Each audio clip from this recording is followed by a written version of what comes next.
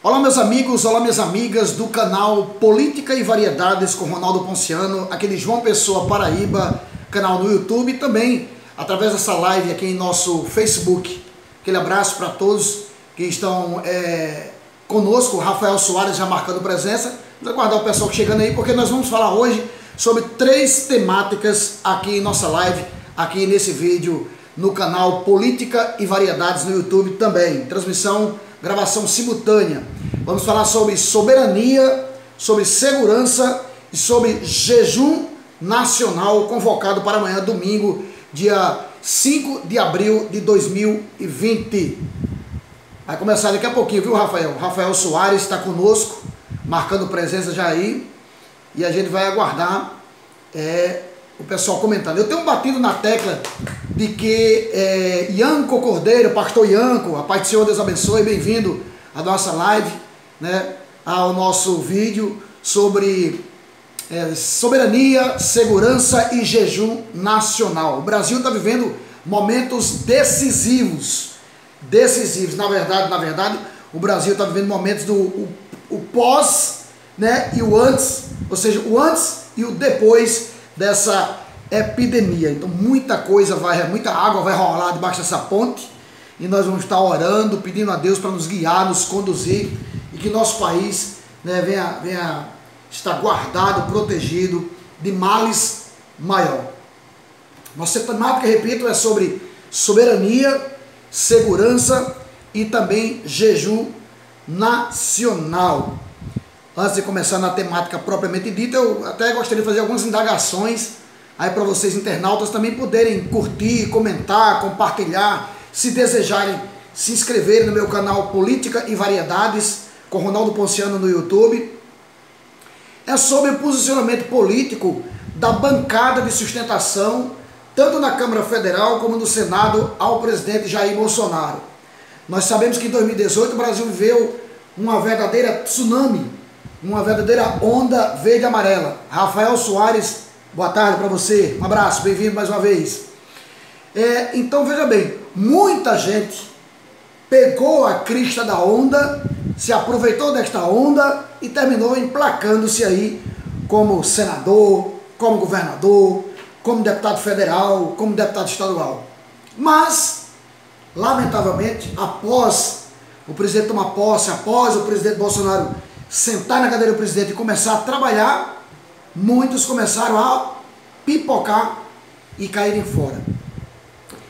Nós vivemos um momento delicado, um momento de muita dificuldade para o Brasil, frente a essa pandemia do coronavírus, né? A gente percebe também que tem muita histeria, muito alarmismo, muito catastrofismo por parte da imprensa, né? Nós sabemos que a imprensa tem seus interesses, nós sabemos que a esquerda tem seus interesses, e nós sabemos que a direita, claro, os patriotas, os nacionalistas também têm os seus direitos e os seus interesses. Mas o que se percebe é o seguinte, um silêncio tumular da bancada de sustentação do presidente Bolsonaro, tanto, repito, na Câmara Federal, dos deputados federais, como também dos senadores. Por onde andam as vozes que clamavam mito, mito, mito é Bolsonaro em 2018 e que agora estão aí empossados, né, no poder como senadores, deputados e governadores? Na política, isso tem nome. Isso é ingratidão, e quando se chega ao extremo, chega a classificação de traição. Lamentavelmente, as pessoas se travestem, né, se cobrem de verde e amarelo, mas depois abandonam o barco, cai fora e deixa o presidente Bolsonaro numa situação praticamente de isolamento, né? Então, aí o presidente Bolsonaro, como um homem temente a Deus, tem demonstrado isso. Sua esposa, mulher também temente a Deus, uma cristã, confessa, isso é público e notório. E Bolsonaro tem buscado a quem pode todas as coisas, ao Rei dos Reis, ao Senhor dos Senhores, ao General dos Generais, que é o Senhor Jesus Cristo de Nazaré, o Filho do Deus vivo. Quer a esquerda goste ou não dessa declaração que está aqui, ó, na palavra de Deus, na Bíblia Sagrada. Mas por falar na palavra de Deus, na Bíblia Sagrada, é preciso ter muito cuidado, porque tem muitos lobos travestidos de ovelhinhas, cordeirinhos, né? A própria Gleisi Hoffmann, presidente do PT, gravou até vídeos dizendo: a paz do Senhor, irmãos, estamos aqui, né, criando o coletivo evangélico. Meus irmãos, quem lê o Estatuto e a Carta-Programa do PT, do PSOL, do PSTU, do PCO, do PCdoB, vai ver que são ideologias sanguinárias, nefastas, comunistas. Não adianta a gente ficar com arrudeio, querendo, né? Não adianta, direto ao assunto. As ideologias vermelhas da esquerda no Brasil são ideologias comunistas. E pesquisem, não sou eu que estou dizendo, não é só porque eu estou falando. Pesquisem, investiguem. Hoje nós temos YouTube, temos Facebook, temos o Google, temos o Instagram. Pesquisem o que foi que o comunismo fez em Cuba, o que foi que o comunismo fez na Coreia do Norte e está fazendo, o que foi que o comunismo fez e está fazendo na China, o que foi que o comunismo fez e está fazendo na Nicarágua, e em tantos outros países que terminaram sendo engolidos, absorvidos pelas doutrinas comunistas. Primeiro eles pregam o Estado máximo, Estado acima de tudo e de todos. Para os comunistas, não há liberdade religiosa. Se houver alguma, entre aspas, liberdade, é para tentar dissimular, para tentar disfarçar. Porque pesquisem, avaliem, investiguem quantos cristãos não já foram degolados, fuzilados, torturados até a morte pelos comunistas. Pesquisem, investiguem.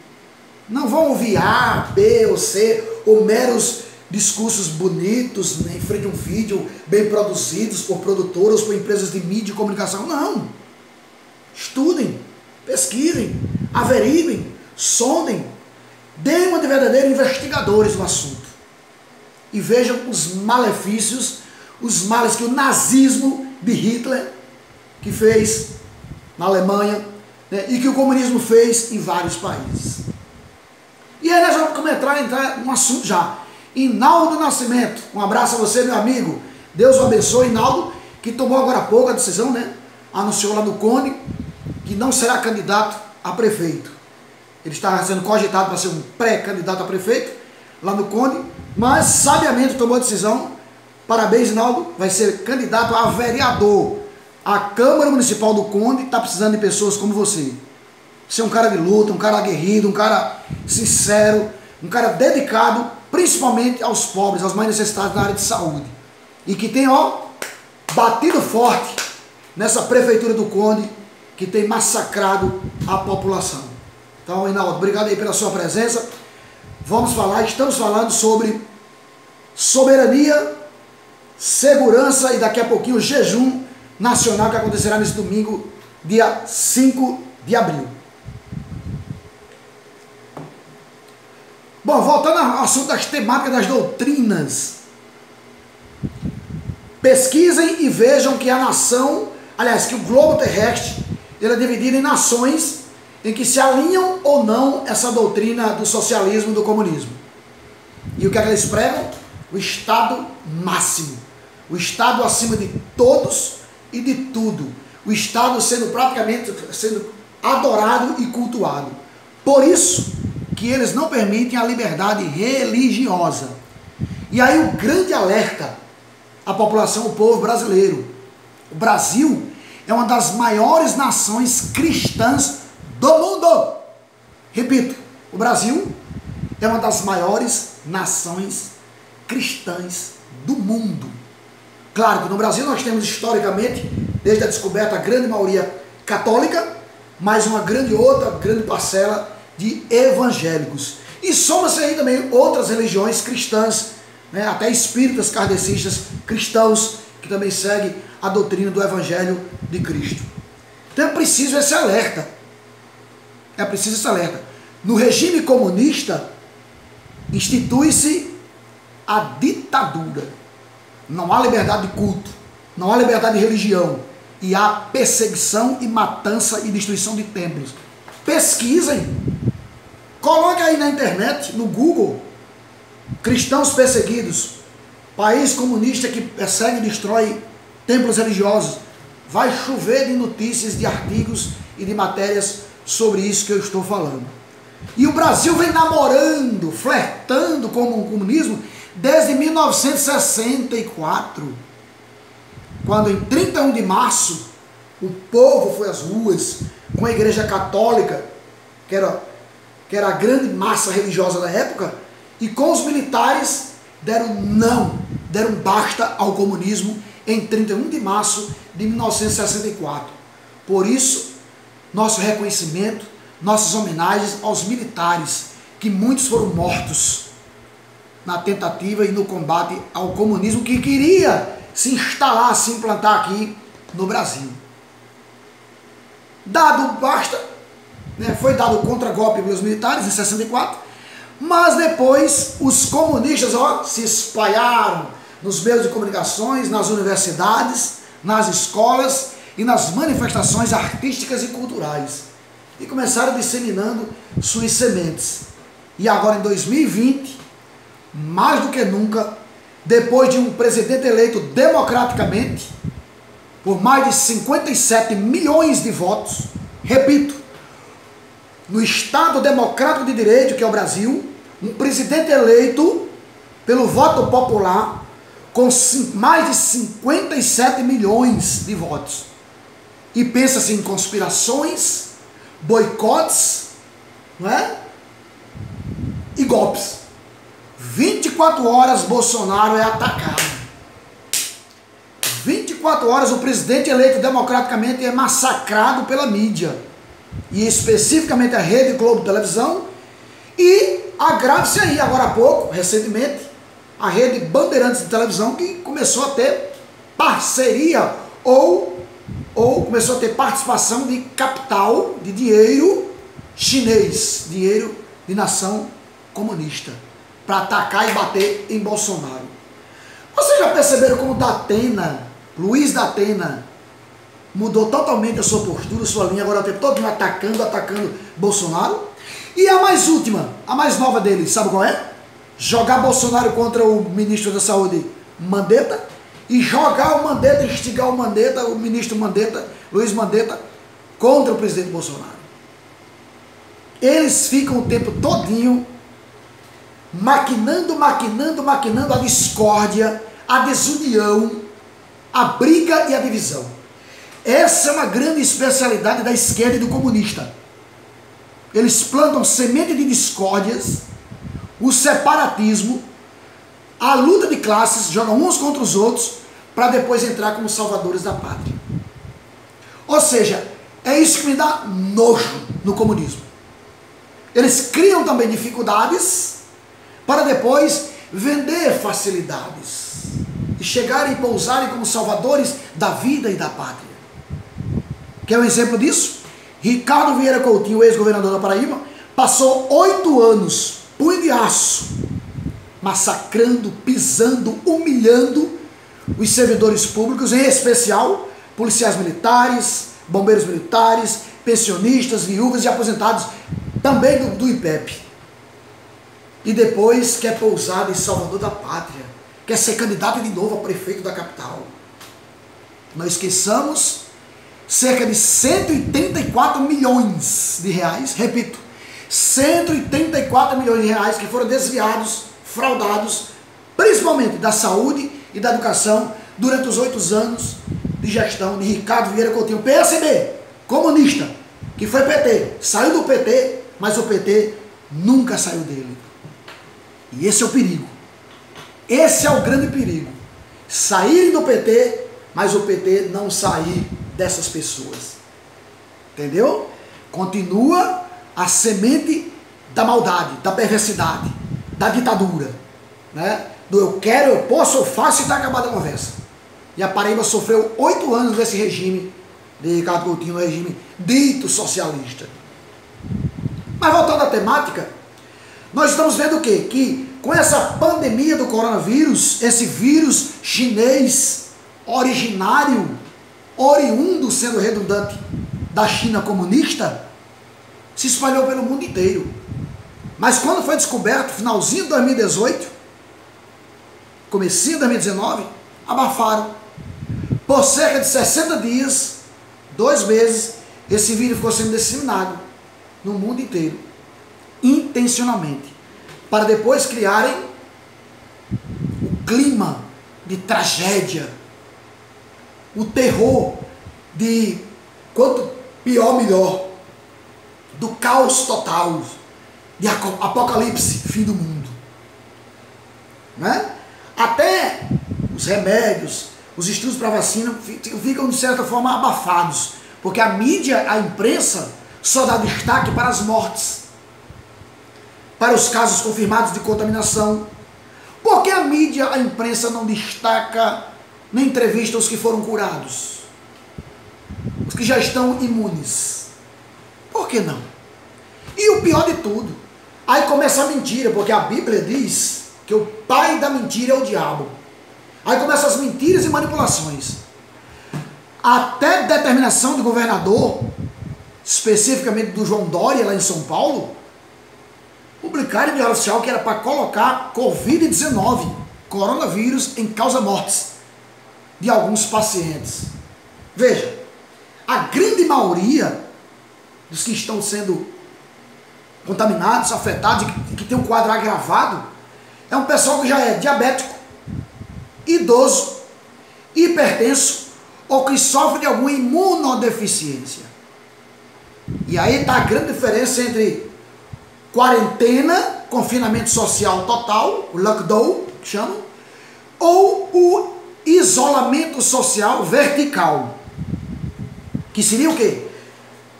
No isolamento vertical seria isolar os grupos de riscos, como eu falei, idosos, diabéticos, hipertensos, imunodeficientes, mas quem tem boa imunidade e está gozando de perfeita saúde, continuar estudando e trabalhando, mantendo-se as medidas de proteção, as medidas cautelares, de uso de máscara, de uso de luvas, de uso de álcool em gel e da constante e rotineira lavagem completa e minuciosa das mãos.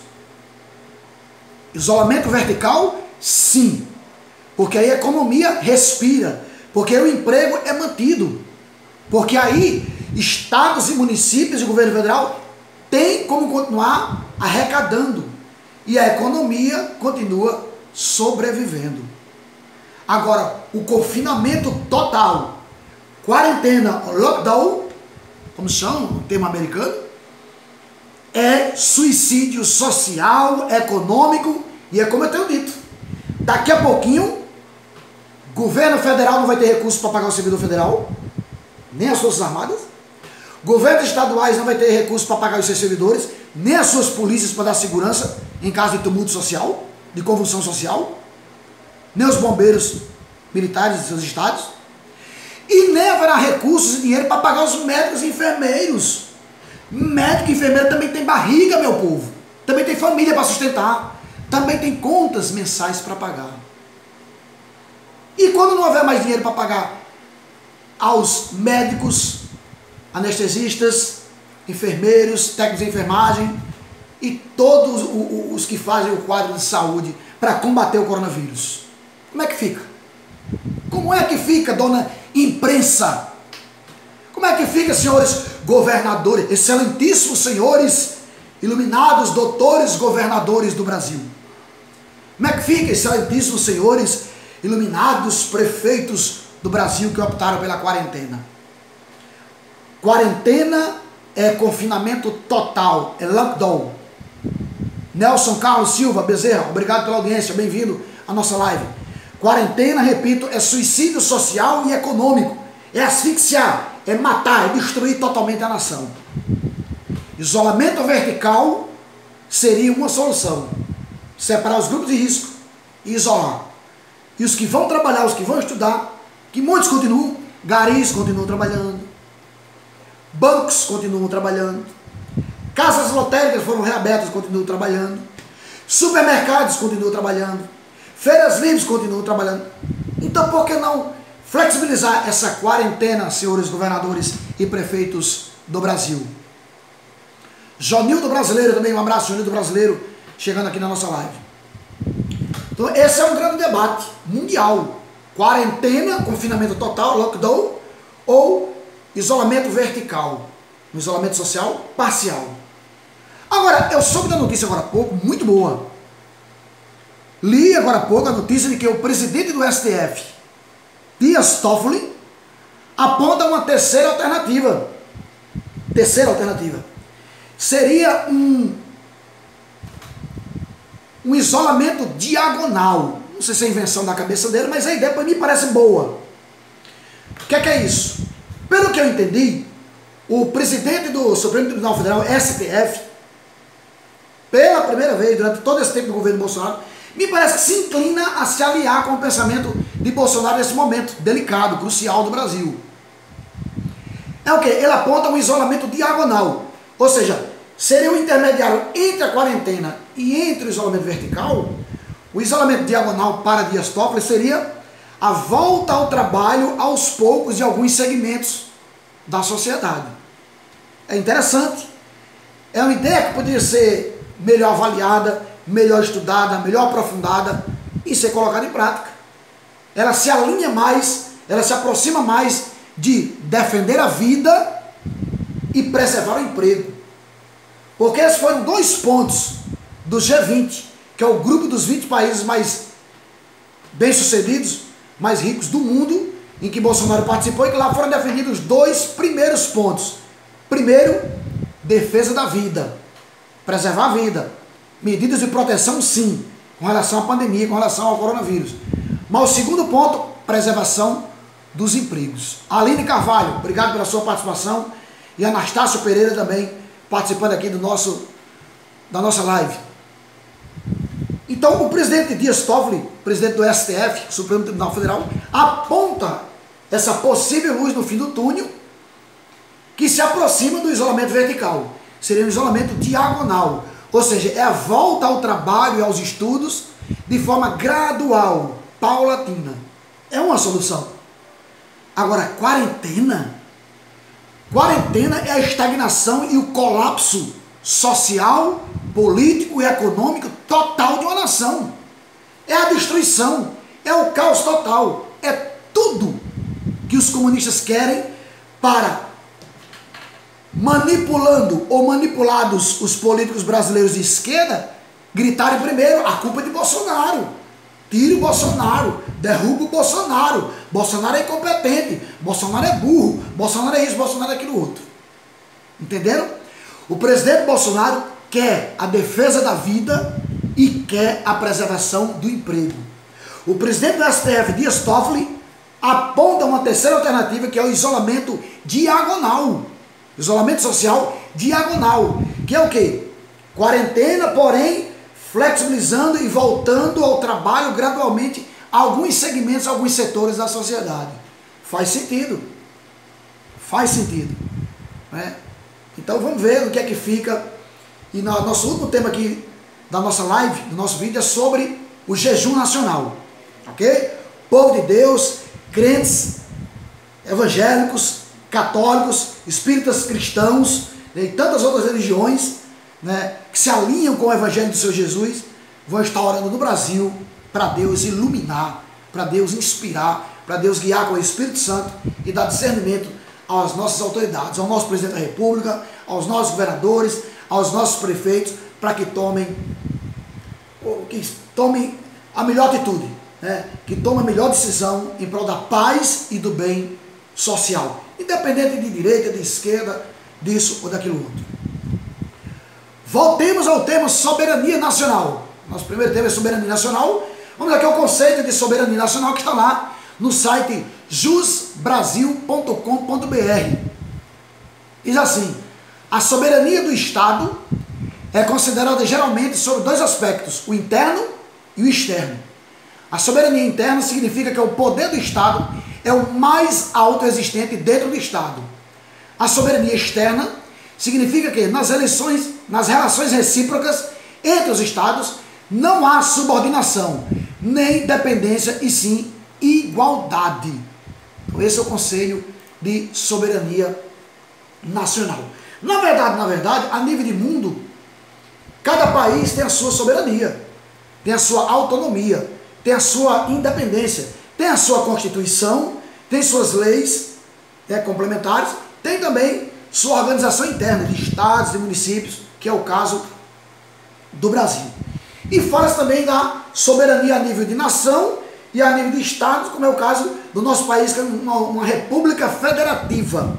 O que é isso? Nós temos uma nação, que é o governo federal, mas nós temos a divisão ou a subdivisão de estados, que são unidades federativas, como Paraíba, Pernambuco, São Paulo, Rio de Janeiro e Rio Grande do Sul. São os estados que compõem. E o que é que fala aqui? Existe a soberania nacional, que deve ser respeitada a nível de Brasil, liderada pelo governo federal, hoje, na pessoa do presidente Jair Bolsonaro, e existe a soberania também externa, que seria externa à soberania nacional, que seria os estados do Brasil.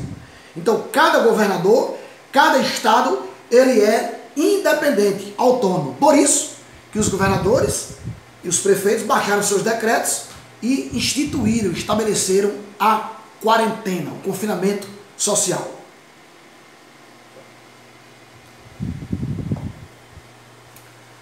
Agora, partindo-se para o tema da segurança nacional, José Antônio da Silva, obrigado pela sua presença e participação também em nossa live, aqui participando conosco. Jacinto Moreno também, um abraço para você, Jacinto Moreno. Jacinto Moreno, que é um grande destaque no cinema paraibano, viu? É um grande diretor, ator e produtor de cinema na Paraíba, Jacinto Moreno. Um abraço para você, saudades do nosso velho tempo de teatro, ali no Teatro Santa Rosa, na Juteca, no Lima Pernambuco e por aí vai, tá bom? É Denise Pereira também, um abraço para você, Denise Pereira, participando aqui da nossa live. Vamos voltar ao assunto então. Vamos falar agora de segurança nacional. Ora, para se manter a soberania de uma nação, assim como para se manter a soberania de um estado, ele tem a sua infraestrutura e seu aparato de segurança. A nível de estados, cada governo de estado tem os seus militares estaduais, que é composto pelas polícias militares, corpo de bombeiros militares, e também, claro, as polícias têm, os estados também têm suas polícias civis, polícia científica, polícia técnica, que é a polícia encarregada da investigação e da perícia. Falei da segurança a nível de unidade federativa, ente federativo, os estados. A nível nacional, nós temos as Forças Armadas, que é composto pelo Exército, a Marinha e a Aeronáutica, que é a Força Aérea, a Força Marítima e a Força Terrestre. Só que com um grande detalhe, constitucionalmente, repito, constitucionalmente, os militares estaduais, ou seja, as polícias militares de todo o Brasil, com seus corpos de bombeiros militares, estão subordinados diretamente ao Exército Brasileiro. Está lá na Constituição Federal. Por quê? Por que, Ronaldo Ponciano, você está segurando isso? Porque é Constituição, está na Constituição Federal, que são forças auxiliares do Exército, as polícias militares e corpo de bombeiros militares, bem como as guardas militares municipais. Aliás, militares não, bem como as guardas municipais, os guardas municipais. Então está na Constituição já previsto que tanto a polícia militar, como o corpo de bombeiros militar, como as guardas municipais, em caso de subordinação constitucional, estão abaixo como força auxiliar do Exército Brasileiro, que é uma das armas das Forças Armadas, no caso Aeronáutica, Marinha e Exército Brasileiro. Vou repetir, vou revisar aí para você não ficar meio confuso. Forças Armadas, quais são? Para garantir a segurança nacional: Exército, Força Terrestre; Marinha, Força Marítima; e Aeronáutica, Força Aérea. A Constituição estabelece e prevê que as polícias dos estados militares, as polícias militares, corpo de bombeiros militares, guardas municipais, polícias civis, polícias rodoviárias federais, que é do governo federal, Todas elas são forças auxiliares do Exército em caso de uma possível, de uma provável mobilização, ou seja, convocação. Ok? Então, em caso de convocação, quem está acima dessas forças policiais, federal, civil, militar, guarda municipal, bombeiro, é o Exército. E quem está acima do Exército é, no caso, o general que está à frente do Estado-Maior das Forças Armadas, que é composto pelas 3 forças, Exército, Marinha e Aeronáutica. Então, a nível de Brasil, existe esse aparato o aparato militar para dar sustentação ao governo e também à condução de sua gestão. Deu uma pausa aqui que eu terminei fechando a aba que não era para fechar. Bom, voltei a abrir aqui. Agora nós vamos para entrar propriamente dito na segurança nacional. Eu estou aqui na tela, em aberto, vocês podem abrir aí. Planalto.gov.br. Planalto.gov.br é o site oficial do governo federal. Ou você pode pesquisar no Google Lei de Segurança Nacional. Qual é a Lei de Segurança Nacional? É a Lei 7.170. Ou pode se dizer popularmente a Lei 7170. Mas é a Lei 7.170 de 14 de dezembro de 1983. Ela define os crimes contra a segurança nacional, a ordem política e social, estabelece seu processo de julgamento e dá outras providências. Essa é a LSN, Lei de Segurança Nacional, a Lei 7.170 de 14 de dezembro de 1983. E aí, por que eu estou tocando na Lei de Segurança Nacional? Porque quando se fala de comunismo, ameaça comunista, não é? Inevitavelmente a gente lembra de 31 de março de 1964, da tentativa dos comunistas de implantar o comunismo no Brasil. Os militares e o povo se levantaram e deram basta, disseram não, show comunismo, desde 31 de março de 1964. Aí, vamos agora ao que é que diz a Lei de Segurança Nacional com relação a isso. Presta atenção.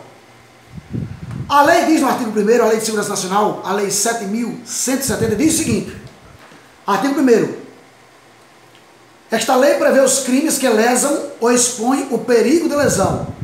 Primeiro, a integridade territorial e a soberania nacional. Lembra do que eu falei? Soberania. Segundo, o regime representativo e democrático, a federação e o Estado de Direito. Todo mundo fala do Estado Democrático de Direito. Quase que eu quebrava o osso da língua agora, viu?